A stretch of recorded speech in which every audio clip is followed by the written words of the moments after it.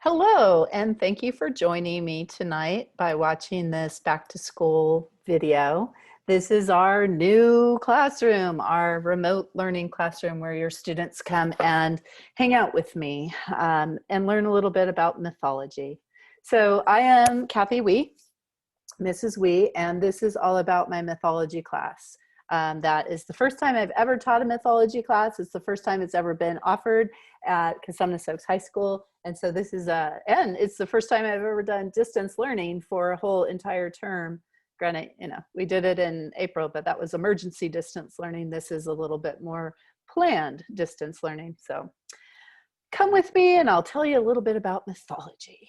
So you're probably already aware that I sent this out in our course letter, and I meet with your students' fifth period. On Mondays, our fifth period Zoom session is from 11:40 to 12:20, where I pretty much lay out what we're going to be doing for that week. And I do a little daily mythological connection activity with them. Tuesdays through Friday in fifth period, our Zoom session is from 12:45 to 1:40. Students are, of course, allowed to, that's our synchronous time when we're together. After that time, they're allowed to go if they need to go, and they're on asynchronous time at 1:40. If your student is feeling like they would like to talk to me about an assignment, if they need help on anything, or even if they want to share their insights or their understanding of mythology, I am more than happy to stay till 2:05, which is the rest of our school day. So I'm here for your student for tutoring or just to provide extra assistance all the way to 2:05. Okay. All right. In addition to our schedule, it's really important that your student have access to the Elk Grove Unified School District portal. All of your students are in my Google Classroom. They have shown that they know how to add themselves to the Google Classroom. It's a great tool, communication tool. It is where they can check for resources. I have like a little virtual classroom inside our Google Classroom, and it has links to some of the videos that we've been watching, and of course all the assignments. And number one thing though, the gradebook in the Google Classroom isn't always the same as the gradebook in Synergy. It is Synergy that is their number one, that's their grade that I will be issuing on the progress report and on the report card. So it's really important that they pay attention to what's going on in Synergy for their grade. Google Classroom, sometimes grades in there are a little glitchy, but ultimately make sure that your student is checking Synergy because that is their final grade. Okay. If you are having any problem accessing the portal, accessing Synergy, please contact our tech services department at the district office. I do have a link. This information is linked inside our Google Classroom, and I'm happy to give it out if you're having that issue. And right here is just the phone number yet again, 916-686-0245. I know it's been very busy right now. They've been inundated in long lines, but I think that's beginning to settle down a little bit. But if your student is having an issue with their Chromebook or getting into Synergy or Google Classroom, I'm not really the person to ask about tech services stuff, but they are. So please contact them if you need help. Okay, getting into the portal. I'm not going to actually show this video. It's a 2-minute video that instructs how to get into the portal. Your students are very familiar with how to get into the portal. This is more for you. I will send out this Google slide presentation. You can watch the video which demonstrates how to log into the portal and how your student is logging into the portal. So I just embedded that for your, as a resource for you. But your students all have been able to get into the portal so far. Okay.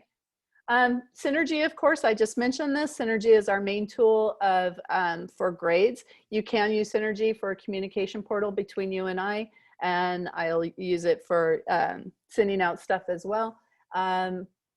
And of course, with Synergy, you view grades, you can view any missing assignments. It's really in Synergy where you want to pay attention to if there's a 0.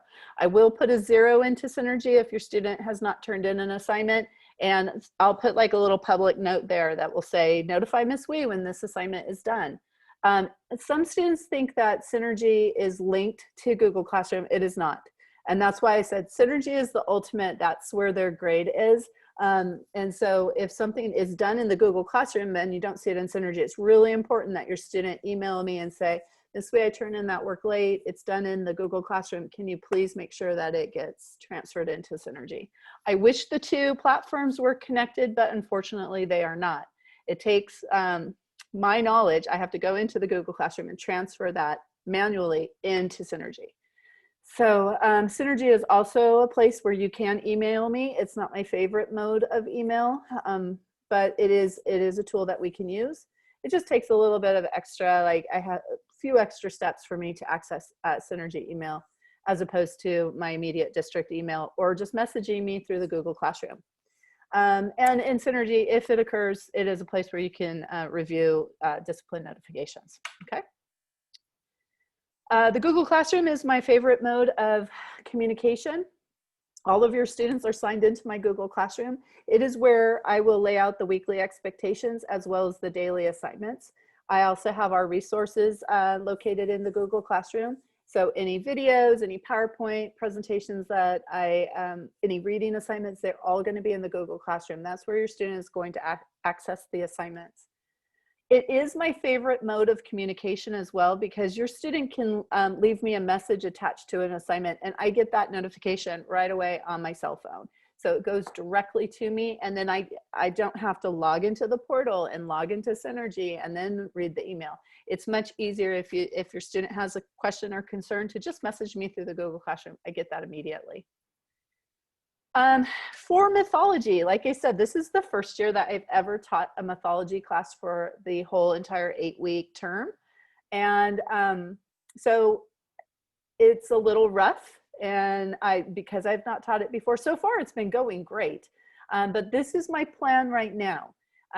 For 3 weeks, we're spending time with the Greek and Roman mythology, because those are just such dominant mythologies that influence our world still today, even though they're from 4,000 years ago. And then after we kind of finish up Greek and Roman, my hope is to do about a week with Norse mythology. Again, another dominant mythology that has a lot of presence in our world. And I'll do 1 week with Yoruba mythology, which is African mythology from West Africa. And then 1 week covering some of the Chinese, Vietnamese, Filipino myths.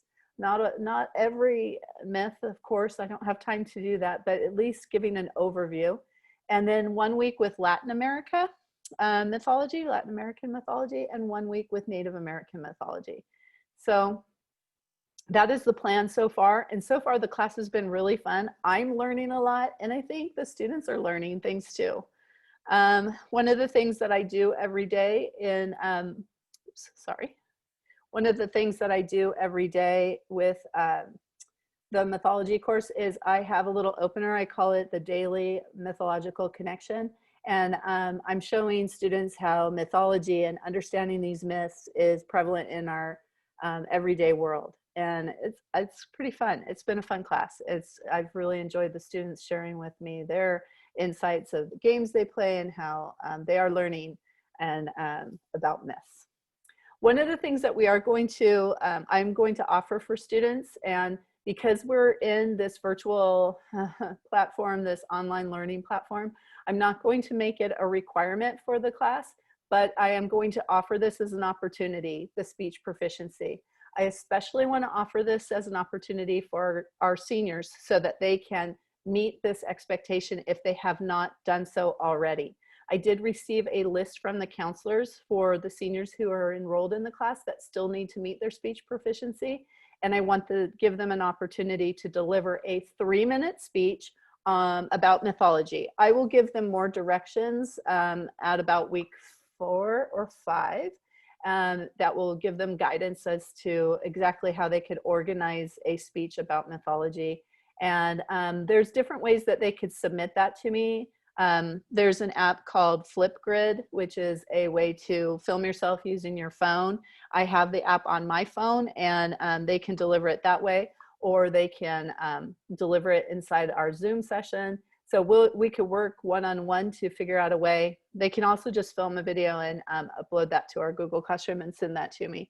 But we'll figure out a way where especially our seniors can meet the speech proficiency. I will, of course, offer this to any of my students. I have 9th grade, 10th grade, and 11th grade students. And if you would like to complete your speech proficiency, let's use this class as a way to do that, especially since it's a high interest subject and you might really enjoy delivering a speech about mythology. Might be fun to do. Okay. For grades in this class with distance learning, I'm just using a total point system. Our writing assignments that we've had, it might, like we just did a test, our writing assignments and tests are generally going to be about 10 to 20 points. And I do a daily mythological connection, like I said, where I just show the students how an allusion to Greek mythology. So for today, for example, there was a Simpsons video, the opening couch gag, and all the Simpsons were different mythological characters from Greek mythology. So we go over that, and it's just a little 2-point assignment for sort of a daily participation activity. There will be multiple opportunities for reading. We'll be reading lots of myths, some writing, some creative writing activities that I have planned, and of course, speaking opportunities, especially for those students who need to meet the speech proficiency. I will offer that opportunity through this class. Some nuts and bolts. I do accept late work. I am very understanding with what's going on in the world, and I am not going to give you a 0 simply because you're struggling with distance learning or internet connection or internet issues. If, however, you are completely refusing to do work and I've been trying to help you and maybe the people in your household are trying to help you, but you're just not going to do the work. If you eventually decide like, oh, I would like to pass that class, I might apply a 50% deduction. So I do want us to strive to meet deadlines. I think it is important that we try to meet that expectation. And I will be requiring like your weekly units to be completed by Friday, 10 p.m. I'm not going to assign work to be done over the weekend. So my hope, my plan is to make sure that I lay out a weekly expectation on Monday and everything is planned for that week and it will all be due by that Friday. And then your weekend is free. I want you to have some downtime. Okay, we all need a little bit of that these days. Okay. And then for contact information, you can email me directly through cwe@eagsd.net. Students, I really do like it when you contact me through the Google Classroom. It's just more efficient.